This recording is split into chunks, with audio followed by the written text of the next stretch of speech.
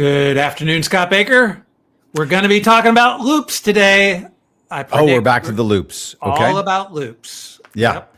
And not Fruit Loops. That's Nope. where your mind went. No, not at all. On Lead Better, we talk about things normally around leadership, and today's field note around this idea of defeating procrastination, which I know none of us suffer with at all. But how do you get yourself to the title of the field note? Start the next project immediately. Mm-hmm. Now, do you want to start with explaining the loop problem here? I think most people love the idea of closing loops. Mm-hmm. They love it. Like we're wired towards. So when we open a loop, when we have multiple open loops, it causes like this frenetic thing in my head. And it's an interesting evaluation. Like how many open loops can you have before you have a tendency to redline and be like, I got to close a loop just to kind of settle my brain down. And I think most people probably exist with 5 or 6 open loops, right? Mm-hmm. And you think of these open loops as like projects that you haven't quite finished yet, or conversations that are kind of looming that you need to have. And then at some point, like how many open loops can you keep in your head? This problem of open loops either drives you to be someone who journals, who actually organizes your life, or it turns you into a project, inbox zero kind of a person, right? Yes, right. Where at the end of I got to get it all cleared out, right? Right. And so now, by the way, let me just introduce this, which is when we talked about this a while back, and I think we've done it a couple of times. This is often called a Zeigarnik effect, and this idea of how we are driven to kind of close loops. And you might wonder, like, who was Zeigarnik, and how did he come up with this idea about the loops? Well, she actually, I believe. She. Yeah. Okay. I'm not going to go into it right now. See, now I've created a loop that will never resolve in this 15 minutes. Well, you could go back 2 weeks. You could go do it yourself. Yeah. Like, some people are going to be like, I got to go look at the Wikipedia for that right now, right, to figure that out. Yeah. But that's what we're doing. We're introducing an idea. So the issue is, sometimes if it's an unknown, you want to figure out the answer. Sometimes if it's a project that you've begun, then you need to get to the next stage of the completion. And so in terms of this idea of defeating procrastination, you're actually like a Zeigarnik loop effect could be like a burdensome thing in some regards, or it can be a powerful tool if you're using it to create that pull for you. Is that what you're saying? Yes, exactly. And so once you know that it exists in the human condition to want to close loops, then you should take advantage of it, right? Yes. If that's a tactic that your brain works on, a frequency that you're on already, then do that on purpose by number 1, open loops, right? So don't think of a project being done as soon as you close that loop. Think of the project being done as once you close the project out and open the next loop. Yeah. Right. It's not as important to like set the date on when it's going to just open that next loop. And it's always much easier to get started on a project once you know there's an open loop there, right? And you might even have little loops within a bigger loop. But one of the interesting things to me is that this field note, it kind of underlines this idea of the big ones. Like, you look and you say, a great author finishes writing a book, and so they start working on the next one right away. Mm-hmm. Whereas, you have heard from some authors to be like, all right, I finished that, and then I'm going to have to go take a break for a year, right? Or great authors who've taken 20 years to write the next book, like George R.R. Martin, or I haven't read any of his books, but you hear people talking about that. I was thinking of that the other day. So for some reason on the radio, they were talking about Beverly Clearly and their writing. And what was the name of the first character they wrote where they introduced Ramona Quimby as the next door neighbor? But it was actually Hunter. Yeah, it might have been Hunter. Yeah, I read those last year with my daughter, maybe 2 years ago. So really great books, by the way. Right. And so this idea that this initial novel was about this young boy who kind of figured mysteries out and had this precocious neighbor. And then when he was done with that series, he thought, well, let me go ahead and close the loop on Ramona Quimby, right? So it was already open because it was a character that he kind of explored in the original series that he wrote. And then Beverly clearly went on, or Ramona Quimby went on and like totally dwarfed the other character, the original character.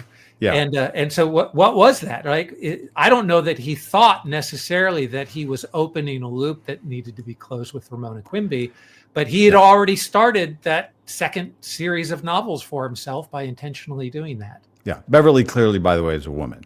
Oh, we both messed with pronouns today. Yeah. Yes, we did. Yeah. Yeah. And I knew that just because I was reading those books at that time, and she actually died not long ago, and she was like 3 or 4, something like that. Right. And what's the name of that initial series? I don't know. I remember reading Rona.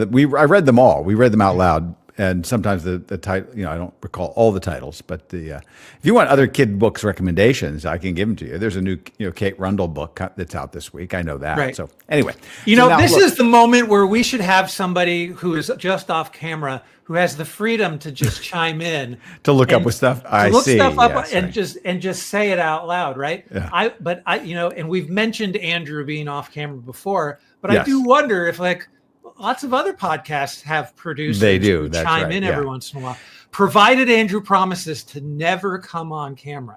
Yeah, or be very brief, because a lot of things have 3-hour podcasts where they can go down digressions for. Right. We should, we've gone longer than 15 minutes in the past, and maybe on one of our weekend ones like this one, sometime we'll be like, we're going to do a 90-minute hangout, and then to see where it goes. We could try that. Yes. Now, but here, let me ask you this question, which is.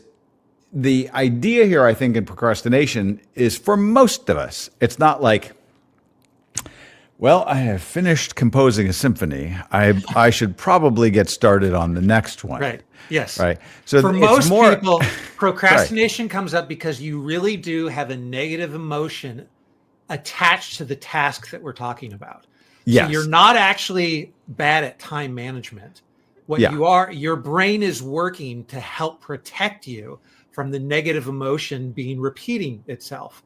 And so you actually do need to open a loop in order to overcome the fact that your brain is working against your desire to actually get stuff done. It can be the negative emotion about that thing. But the other part of what I was saying is it doesn't have to be that you're writing a next novel. It's sometimes, I think most of us get bogged down on good tasks and even tasks that we are excited about, but they're medium tasks or small tasks.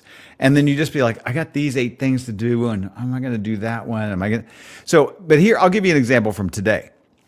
So I don't know that I was always good at this, but since we launched the forward-facing admired leadership project, 7 years ago, and we launched, actually put it out in 2000 in the spring, but we'd been kind of in development of shooting video and all of that.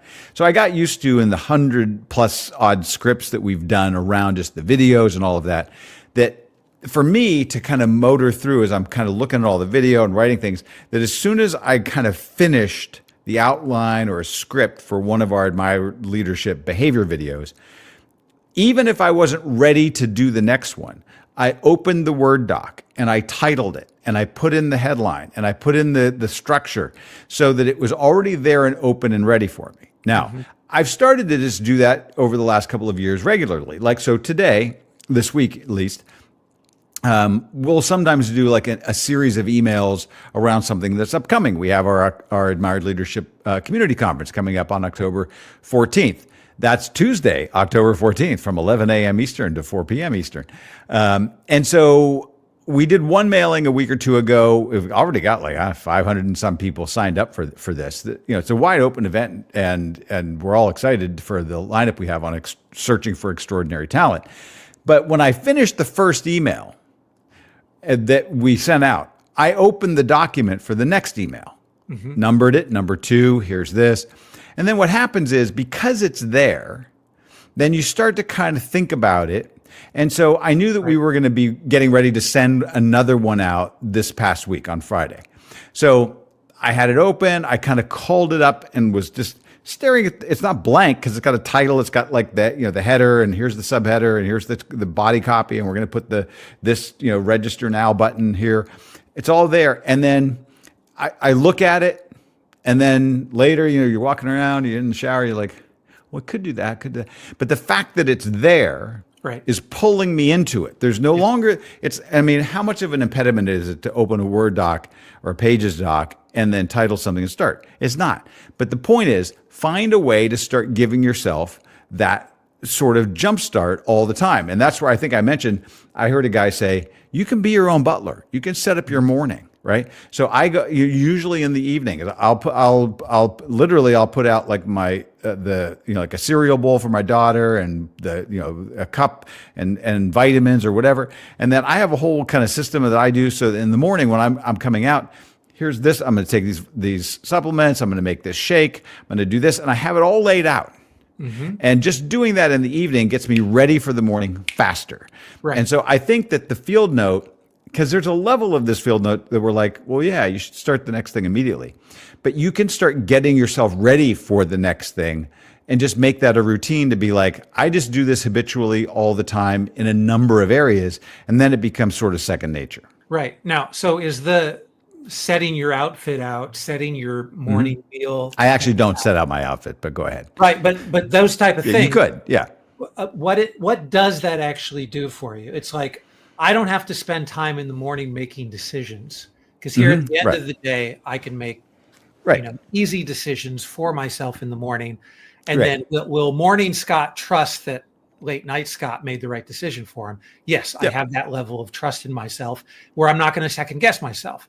So that helps with like decision fatigue, not setting in such a way where you're spending any type of decision-making process in the morning. You can last longer throughout the day without decision fatigue kind of letting in. But the open loops and closed loops is basically like that sense of what you're doing for yourself at night for the morning is also allowing your subconscious to work on the other open loop things that might need mental cycles that you otherwise would be spending on.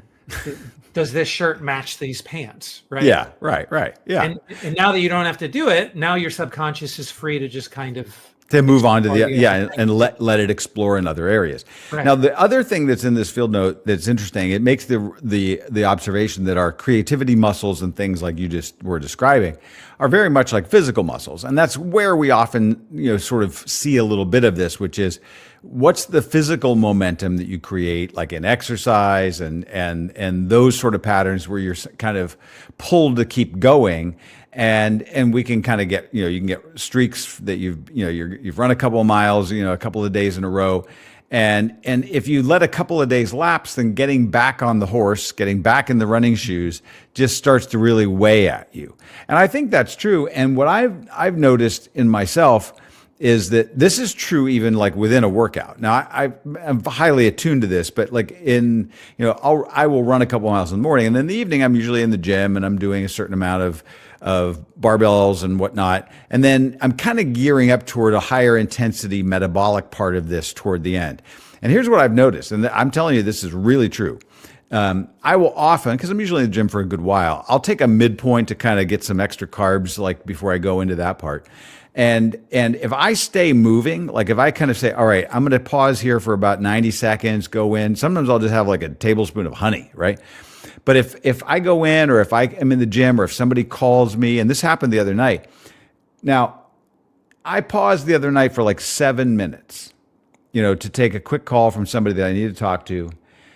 And the physical and more even central nervous system emotional weight of getting ready to start that next part of that workout goes up by 100-fold. Right. Whereas if I just plow through, now you could make a case, if I waited 15 minutes, 20 minutes, my body is still fairly warmed up for this. Right. But yet it defeats you when there's any break in that momentum. And I think that's what's underlying this field note, which is give yourself the chance to kind of take the momentum you've had, pull it into the next thing by at least getting started. Yeah. So the way that my routine usually works, and this is why it's challenging me in this field note, is that when I'm doing tasks that I really don't want to do, I'll reward myself with something. Yeah, right.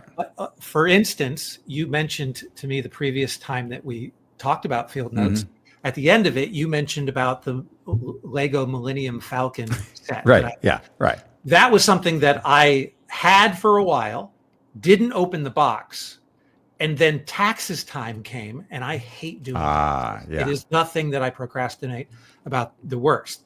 And so for me, I was like, I'm going to crack open the box as soon as I'm done with taxes, right? And so I set myself up this reward at the end that's like, I'm going to celebrate being done with the task that I hate doing. Right. If we're to actually take this field note to heart, it's the momentum shouldn't be poured into Lego.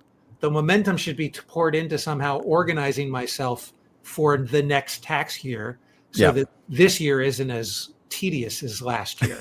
Yeah, right. Which sounds like a horrible reward. It does. It does sound like a horrible reward, but the point is quite accurate. Because I will have the momentum of being like, I'm done with taxes, and I'll go out and I'll celebrate with my wife. Use that energy to do something more. With Even better if you had a YouTube channel where you reviewed Lego construction items or whatever, and then you could deduct it on your taxes. Oh yeah, that's a smart idea, right? We should do that. Okay, before we officially sign off, I want Andrew's voice to come on and tell me who Ramona Quimby's neighbor was, because I gotta think that once we were talking about it earlier, he definitely dove into Google. So, Andrew, are you there? Did he figure it out? I'm not getting a search on Hunter. I look. It was a name like. I am here. 1 second.